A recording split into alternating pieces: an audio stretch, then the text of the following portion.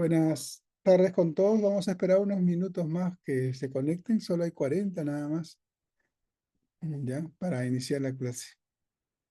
Y ya si en unos minutos más ya no se conectan, ya iniciamos con ustedes y disculpen más bien la demora por la espera de sus demás compañeros.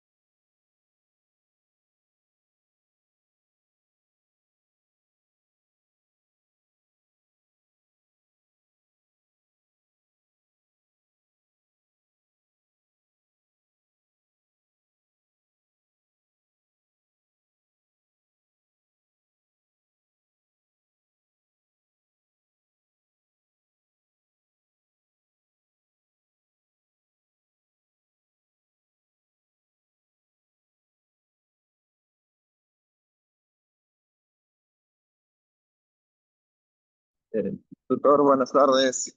¿Qué tal? Hay algunos compañeros que están en la sala de espera. ¿Cree que los podría aceptar, por favor? Te voy a poner como coanfitrión, Arnold, para que tú los aceptes, por favor. Ya, Porque perfecto. Sí, que listo. empieza ya hay más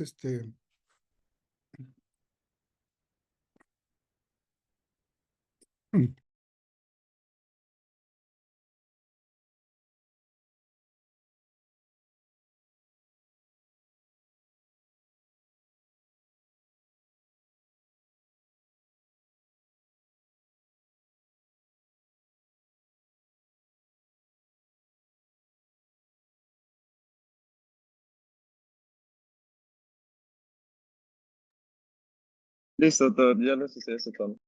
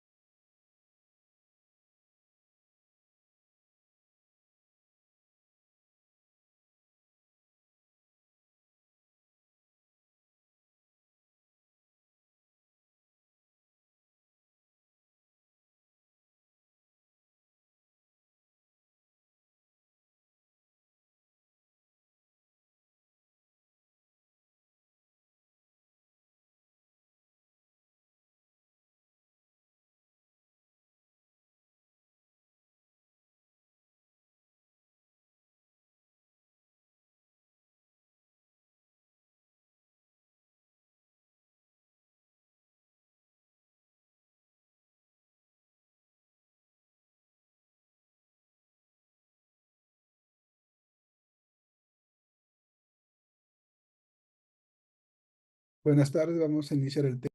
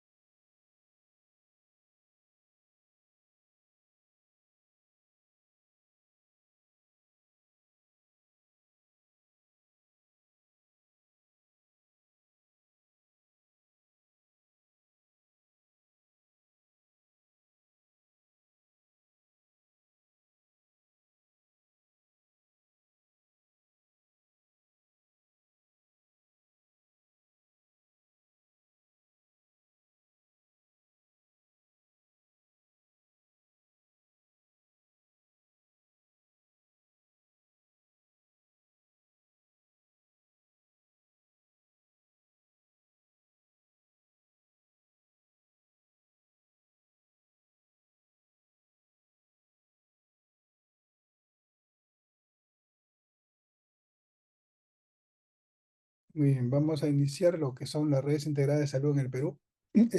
Hacia un sistema universal y eficiente, ¿no? Como su mismo nombre lo dice, hay que formar redes, que es como tender puentes para que todos los que son prestadores de salud trabajen en conjunto hacia un objetivo, ¿no? Que es el paciente. Y trabajar juntos se refiere desde la oferta y demanda, o sea, de la prestación que realiza, ¿no? Para que el paciente desde la puerta de entrada hasta que culmine reciba una atención adecuada e inclusive más allá, ¿no? Que significa la contrarreferencia y el seguimiento del paciente en algunos casos, porque no todas las enfermedades se comportan o se solucionan inmediatamente. Entonces, ¿cuál es la necesidad de las redes integradas de salud, no? Actualmente, el sistema de salud peruano enfrenta retos de fragmentación, ¿no? ¿A qué se refiere cuando hablamos de retos de fragmentación? Es que tenemos varios subsistemas de salud, ¿no? A pesar de que en teoría el MINSA es el órgano rector, tenemos varios sistemas, subsistemas, ¿no? Tenemos salud, que es generado por el Ministerio de Vivienda, ¿no? El ministro de Vivienda nombra al gerente ejecutivo de salud, porque salud se comporta como un sistema mixto y como una empresa, ¿no? Que de por sí está en el Estado y inclusive todos los que trabajamos en el Estado tenemos la obligación de tener salud, pero también las empresas privadas. Entonces, al comportarse como un sistema mixto, no depende directamente del Ministerio de Salud, que es público, ¿no? Eso hace que tenga esa barrera. Igual pasa por ejemplo, con los hospitales de la policía, de las Fuerzas Armadas, ¿no? Que tienen inclusive otra ley, ¿no? La ley ellos todavía siguen conservando lo que es la cédula viva, que es un tipo de ley que les permite, pues, cuando se jubilan los militares, puedan gozar del mismo sueldo con el cual terminaron su jubilación, con el cual se jubilaron, ¿no? A diferencia de salud y MINSA, que no es así, ¿no? Lo de salud y MINSA están sujetos a la ley 728 o 276, que es la misma que en ese tema pensionario tiene que escoger entre dos tipos de pensión, ¿no? Que es la ONP, la Oficina de Normalización, y el otro es la AFP, ¿no? Entonces, eso es un sistema con igual el acceso, bueno, falta de conexión entre niveles de atención, porque, ¿y por qué falta una coordinación? Se busca un sistema que lo organice, ¿no? Mucho tiempo se decía para las emergencias que no había una buena coordinación, que no todos los establecimientos tienen ambulancia, entonces hicieron el bendito SAMU, ¿no? SAMU, una idea que se trajo de España, para tratar de que las ambulancias trabajen en red, ¿no? Un sistema que no funcionaba del todo porque prácticamente es para las para Minsa, ¿no? Y los demás prestadores que trabajan como un sistema fragmentado. Y así también otras soluciones. Por ejemplo, en el centro materno donde estoy, si yo quiero referir a un paciente que necesita un manejo de un quirúrgico de una apendicitis, por ejemplo, yo lo debería referir a este paciente a un hospital 2.2 o un 2.1, porque ellos tienen cirujano y tienen sala de operaciones y todo lo demás. No tendría que referir a un 3.1, 3.1 es más especializado que un 2.1. Pero, ¿qué pasa en mi zona, por ejemplo? Que no hay un 2.2 y el 2.2 que está ahí, que es el EBES, le corresponde otra jurisdicción de toda la diócesis Lima Sur, ¿no? O sea, le corresponde Villa El Salvador, San Juan, y Villa María del Triunfo, por ejemplo, ¿no? Les corresponde. Eso quiere decir que todo lo que es Barranco Chorro Circo se va a María Auxiliadora. O sea, lo mandamos directo a un 3-1. A eso también se refiere cuando no hay coordinación entre niveles, porque se supone que el MINSA tiene un tema de categorización. Entonces no se trata nada más de categorizar los establecimientos, sino crearlo pues en base a un fundamento técnico, ¿no? Otra, la necesidad también fue en el impacto del COVID, ¿no? La pandemia evidenció, bueno, en realidad, para ustedes que van a ser doctores, se van a dar cuenta que ese tema de que la pandemia evidenció, y todo lo demás, eso es algo que ya todos lo sabíamos los médicos, que trabajamos en el Estado. Ya sabíamos estas brechas, y se ha dicho, solo que nunca en realidad se tomó en serio, ¿no? En la pandemia, pues, toda la población vio que ya había pues un desfase de especialistas, que toda esa mezquindad porque no se formen más especialistas en los hospitales y por tener solamente una cartera mínima, ¿no? Generaba pues esta falta de docencia, ¿no? Y después de la pandemia, ahora sigue lo mismo, por ejemplo, ¿no? Con la excusa de que un solo especialista no se necesita más porque no hay mucho campo clínico a nivel de los hospitales, no aprenderían mucho con esa excusa.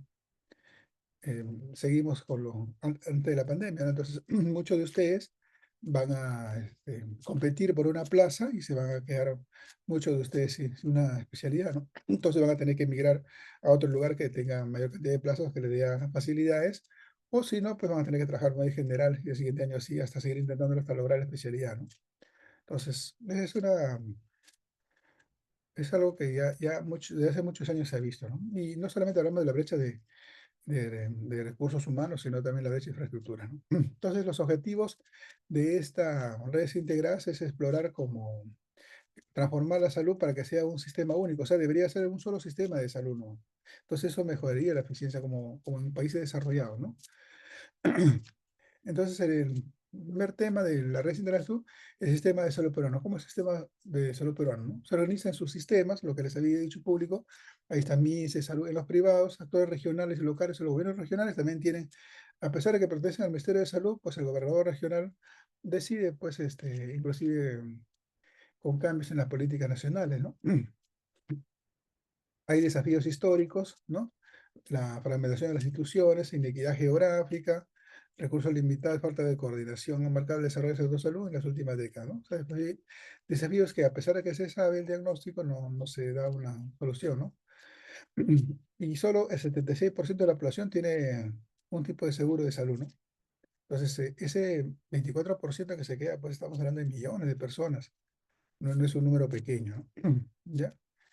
Y sobre todo, pues la zona, en la brecha se ve más mientras más alejado, más zona rural, ¿no? La cobertura va a ser menor, ¿no? Eso genera una desigualdad, ¿no? ¿Cómo evoluciona nuestro sistema, ¿no? Antes, se creó, pues, modelo Bismarck, ¿no? Basado en los seguros sociales. Antes de ustedes que nacieran, pues, el seguro, salud no se llamaba así, ¿no? Sino se llamaba la seguridad social, ¿no? Porque era un sistema basado en seguros sociales y limitado solamente a los trabajadores formales, ¿no? Después tuvo otro modelo, ¿no? Que veía de que los establecimientos sean más centralizados en el Estado, ¿no? ¿No? Para la población sin seguro, ¿no? Después ya se buscó modelos que combinen provisión articulada centrada en las personas, hasta este modelo que lo que busca es la cobertura universal, ¿no? Aún no se da la cobertura universal, a pesar que se dice y así es gratuito para todos, no es para todos, como sabemos, ¿no? Las personas que tienen un mayor ingreso, más de 1.500 creo, pueden acceder a un seguro cómodo del SIS, pero igual no es gratuito, ¿no? lo que se busca es que haya una cobertura universal, ¿no? Que todos los peruanos tengan acceso, quieran o no, al sistema de salud, ¿no? Pero para eso, pues, tenemos que cambiar la concepción de la salud, porque si pues, seguimos pensando en la salud como un tema de negocio, entonces no va a haber, no se va a dar ese cambio, ¿no? Porque lo estamos metiendo en el libre mercado. Ya, conceptos y componentes de la RIS, ¿no? ¿Qué son las RIS? La Red Integral de Salud son organizaciones de servicios de salud coordinados y articulados que garantizan atención continua y de calidad a una población, ¿no? Entonces,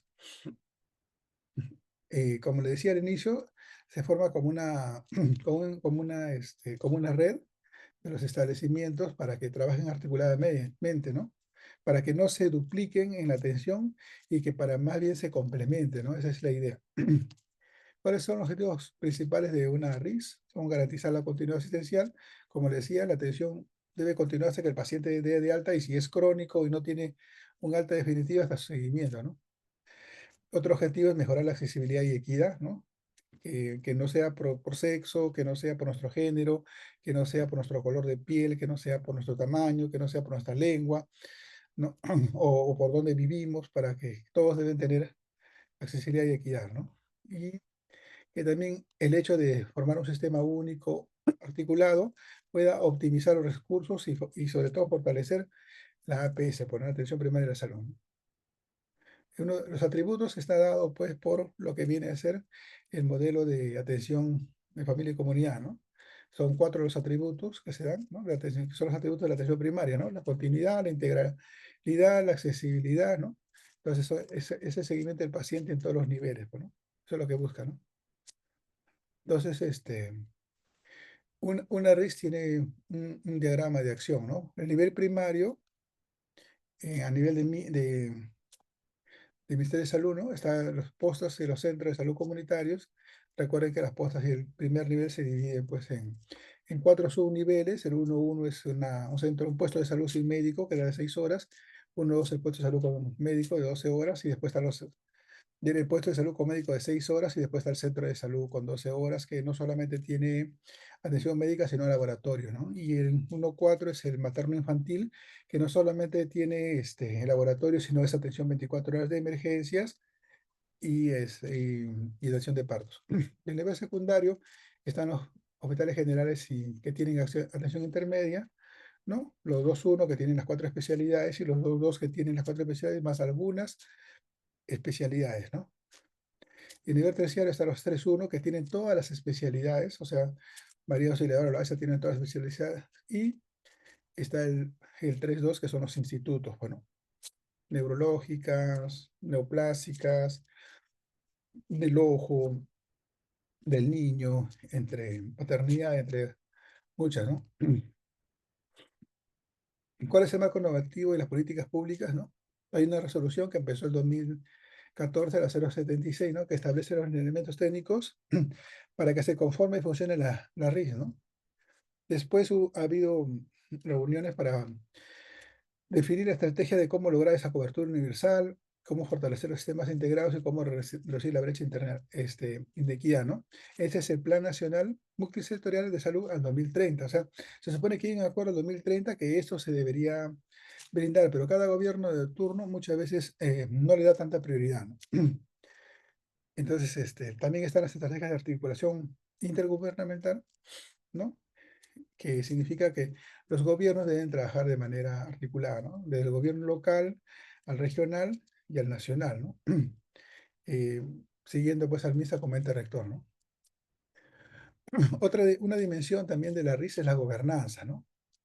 O sea, ¿quién gobierna, no? ¿En qué nivel gobierna? Entonces, está el Ministerio de Salud, que es el que tiene la rectoría y las normas técnicas, ¿no? El Ministerio de Salud es monitor y supervisor, pues, ¿no? Están los gobiernos regionales que tienen la gestión operativa, o sea, de realizarlo.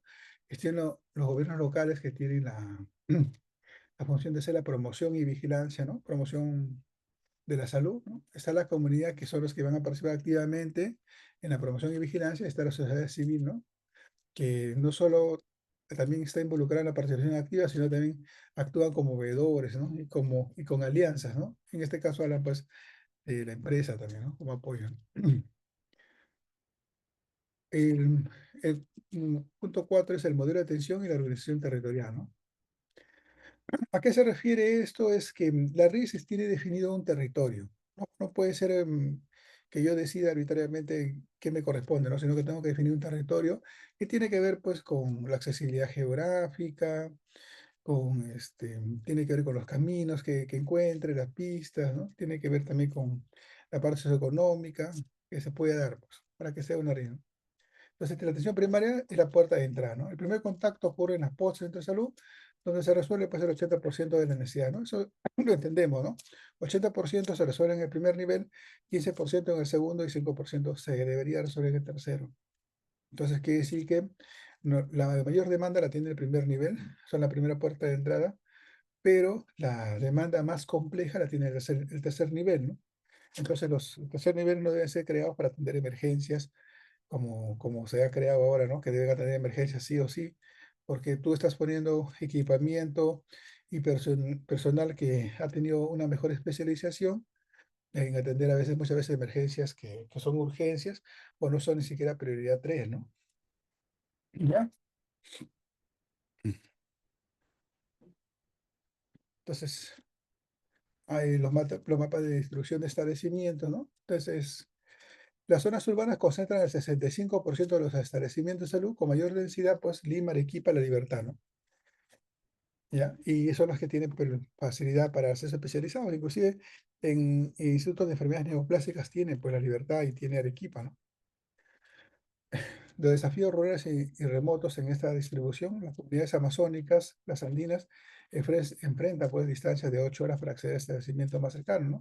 Y es por eso que en el equipo de redes integradas de salud que va a las comunidades, se forma el equipo iceberg, ¿no? El equipo que va a zonas dispersas y a zonas que son, que tienen difícil acceso, ¿no? Entonces, ¿cómo implementamos una RIS? O sea, ¿cómo decimos acá vamos a hacer una RIS? Normalmente hay unos criterios ya establecidos que están en la norma técnica, ¿no? Hacemos un diagnóstico situacional, pero para hacer un diagnóstico tengo que hacer un análisis de recursos humanos, de las brechas, de la necesidad de población, ¿no? Las capacidades instaladas también, con qué cuento, pues, ¿no? Y con qué me faltaría para formar una red, ¿no? Hay una convocatoria de actores, o sea, sobre todo las autoridades, con la sociedad civil y la comunidad, ¿no? Diseñamos la red, lo definimos por un territorio que tenga, pues, un flujo de referencia y contrarreferencia adecuado. Recuerden que cuando hablamos de flujo de referencia estamos hablando de la atención que debe recibir el paciente, que muchas veces tiene que ser con prontitud, ¿no? Porque si no, también este indicador de distancia se alargaría y no tendría sentido, ¿no? Porque no tendría sentido de que yo haga una referencia al siguiente hospital y lo atienden después de un mes, ¿no? En muchos casos, ¿no? También hay estrategias de integración clínica y funcional. Tiene una coordinación vertical y horizontal y también está en el uso de las TIC, ¿no? Actualmente ha salido ya un reglamento, una ley, para que todos los establecimientos instalen las historias clínicas electrónicas. No sé si han escuchado eso. Es obligatorio, pero no puede salir un reglamento o una ley si es que no va de la mano con el equipamiento, ¿no? Es como que me dicen a mí, todos ustedes ya tienen su impresora, ya tienen su PC completa y tienen inclusive una línea, una fibra óptica que no se va a caer, ¿no? Entonces, desarrollen, ¿no? Pero si no es así, queda en el papel, ¿no? La RIS en Lima Metropolitana. Lima Metropolitana sí es la pionera en ese tema de formación de RIS, ¿no? Entonces aquí se ha articulado más de 300 establecimientos en 5 redes territoriales, mejorando pues la planificación. Recuerden que en Lima, ¿cómo se distribuye? Las redes integradas están en la dirección de redes integradas. Entonces está la dirección de redes integradas Lima Sur, Lima Norte, ¿no? Lima Centro, ¿no? Está la Lima Este y está la Lima Provincias, pues, ¿no? Son 5, ¿no? Entonces, en base a eso, ha habido mejoras cuantificables, pues, ¿no? Reducción del 35% en tiempo de espera, que es lo que se busca, ¿no? Que la espera debe ser, el indicador dice que la espera debe ser no más de 3 días. Aumenta el 42% en referencias oportunas, ¿no? ¿Ya? Mejora el 28% de satisfacción del usuario, ¿no? Sobre todo la satisfacción del usuario es muy importante. ¿Qué impacto tuvo el COVID en la risa, no? Durante la pandemia dice que la RIS permitieron coordinar respuestas entre hospitales, sean COVID o no COVID, ¿no? No sé si recuerdan al presidente, él fue el rector prácticamente, tomó la batuta empezó a... No había esa brecha de que tú eres asegurado, no eres, tú eres de la policía, no eres de la policía, tú eres del MINSA, no. Esa brecha se superó y permitió pues de que se optimice el uso pues en este caso de los unidades de cuidados intensivos, oxígeno, el personal especializado y protocolos adecuados, ¿no? También ¿qué impacto tuvo? Porque ahí hubo más que todo, se pudo expandir rápidamente la telemedicina y telemeditación. Ya los profesionales de salud nos mandaron a las casas al inicio por el temor, porque lanzaron pues unos requisitos para quedarte en casa muy amplios, ¿no? Donde decía que si tenías obesidad, ibas a tu casa, o sea, con índice de masa de 30, ya a tu casa, ¿no? Si tenías alguna comorbilidad, y en eso incluían diabetes, hipertensión, también te ibas a tu casa, ¿no? Entonces, entonces, ¿cómo hacemos que el trabajador pueda ser productivo? Porque se está yendo a su casa, igual se le está pagando, pero ya no está siendo productivo, ¿no? Y eso también va a generar ciertas brechas. Entonces, televisión y televisión llevaron un papel muy importante que ahora se está continuando, ¿no? Se fortaleció las emergencias, ¿no?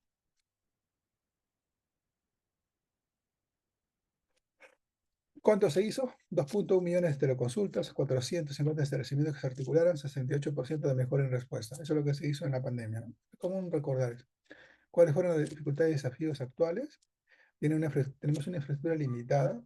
No solamente no crecemos con establecimientos, sino el tema va un poco más allá, ¿no? ¿Qué es eso? Que nuestras infraestructuras ya son antiguas y no se está creando grandes establecimientos para esa brecha de atención en tercer nivel, ¿no? Estamos, por ejemplo, con el marido Auxiliadora, que tiene pues ya un tiempo de más o menos casi 40, 50 años hecho. Y recuerden, cuando ustedes hagan un proyecto de infraestructura, siempre los proyectos de infraestructura nosotros lo hacemos con una percepción al futuro de cuánto tiempo sería el adecuado porque va a colapsar para hacer un siguiente plan, ¿no?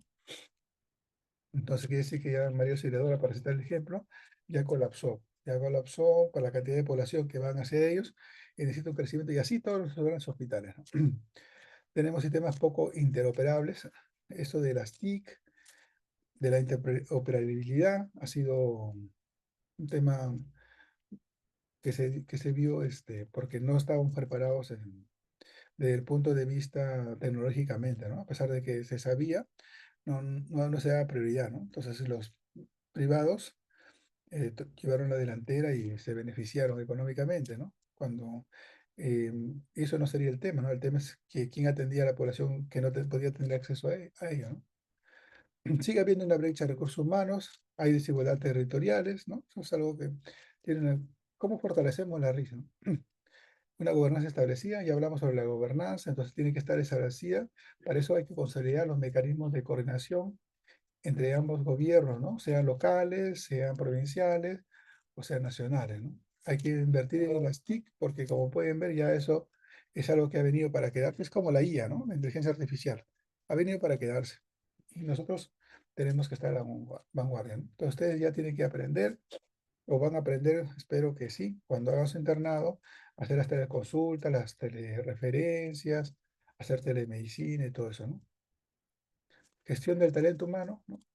Para fortalecer la RI, ¿no? O sea, eso se da mediante las capacitaciones, pues, continuas al personal, para que mejore y esté más fortalecido, mejor implementado, ¿no? Otras negociaciones y buenas prácticas que se da en la RIS están las plataformas digitales, la partición comunitaria activa, la integración multisectorial, ¿no? No ninguna mejor que la otra y todas importantes, ¿no? Porque estamos yendo hacia una modernización que incluye pues plataformas digitales, ¿no? Las gestantes tienen su radar de vacunación, seguimiento a las gestantes, ¿no? Igual niños, ¿no? Y que tenemos un sistema que sigue y nos avisa cuando un niño falta vacunar, ¿no? Y para que se les haga la visita y no se pierda esa oportunidad de protegerlo, ¿no? De protegerlo. Igual la presión activa de la comunidad, la integración multisectorial, ¿no? ¿Cuál es el papel que juegan la comunidad los actores sociales? Mediante la participación comunitaria, las comunidades juegan un papel muy importante, ¿no? ¿Ya? Porque va a haber una planificación, o sea, no solamente es un papel, como se dice, en el cual su intervención está no organizada, sino más bien está planificada, ¿no? ¿Por qué? Porque la comunidad va a identificar sus prioridades, va a aportar conocimiento local y va a validar las estrategias, ¿no? Va a haber una educación y autocuidado ellos mismos, se van a hacer talleres para que ellos mismos cuiden pues su localidad, ¿no? Y ellos mismos lo vigilen, ¿no? Entonces, comités locales monitorean la calidad, como pasa pues en Cajamarca, ¿no? Donde las comunidades están organizadas y cuando alguien se porta mal, pues le dan látigo, ¿no? Los, le hacen, o decir, quizá ha habido exceso, ¿no? Pero el fin es ello, ¿no? Que hay un involucramiento, que hagan suya su comunidad, y la quieran, entonces aquel que quiere algo se esmera en hacerlo bien, ¿no? Es importante esto. Ese es el testimonio de un agente comunitario, ¿no? Antes las familias de mi comunidad debían viajar 6 horas para ver un médico, ahora con la red integrada tenemos telemedicina en nuestro centro de salud y el doctor del hospital nos apoya, ¿no? Hemos salvado vidas de madres y niños, la salud llegó a nosotros, ¿no? Hay impacto en la salud local, hay cambio de percepciones, ¿no? Ya eso va a permitir que haya más confianza en el sistema de salud, ¿no? Porque nuestra confianza en nosotros como profesionales ha ido disminuyendo en el transcurso del tiempo, ¿no? Una pequeña negligencia o un error ha sido visto ya como algo para nosotros ya ponernos como unas ovejas negras, ¿no? Y de eso muchas veces otros actores se valen porque cada cierto tiempo ustedes van a escuchar que hay actores que están viendo eso del bendito SWAT médico, ¿no? Y en base a decir que nos equivocamos, entonces el paciente se va a beneficiar con el SWAT y eso es una mentira, pues sabe que no están pensando en el paciente. Muy bien. Entonces, la digitación en la RIS, ¿no? Eso es la agenda hacia el futuro. Ya vamos a terminar. Es lo que se busca, ¿no? La agenda hacia el futuro, que sea digital, ¿no? Por eso le dije ese tema de la teleconsulta, la telemedicina, las experiencias electrónicas. El ministro hizo muy bien en indicar que sea obligatorio. Solo le faltó lo que le dije, ¿no? Que se verifique que tenga banda ancha y cobertura, ¿no? O sea, debería haber una historia clínica una única nacional, ¿no? Como pasa en Estados Unidos, por ejemplo, ¿no? Donde ese paciente tiene una historia clínica y tú sabes si hace una semana lo han tratado para alguna enfermedad o no. Tú sabes eso, como médico, porque tienes una historia clínica única. Entonces no puede haber duplicidad, ¿no? No puede decir el paciente, yo me quiero atender acá, me atienden al otro lado si ya hace el día anterior ya lo atendieron, ¿no? Y qué es lo que pasa muchas veces, como no hay esto, a veces el paciente al siguiente día está yendo por otro lado y en su desesperación porque no se siente conforme con el diagnóstico, ¿no? El futuro es la analítica avanzada.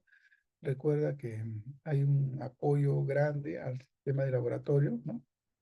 Y el tema del perfil epidemiológico, ¿no? Para mejorar, ¿no? Entonces, recuerda que los que van a hacer de campo van a ver ese tema de avanzado con respecto a las enfermedades que se vienen, ¿no?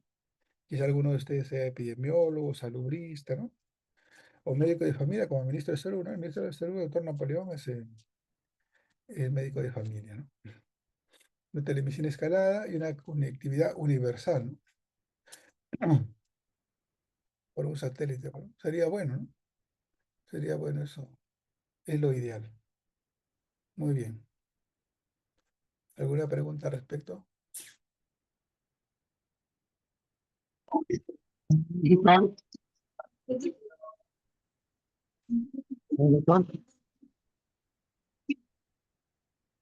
Muy bien. Si no hay Y ahí preguntas, entonces Dios va a las clases. yo le paso el PPT a Arnold. Ah, ya nos reunimos pronto. Cuídense, que tengan buenas tardes todos. Hasta luego. Solo, gracias. Gracias.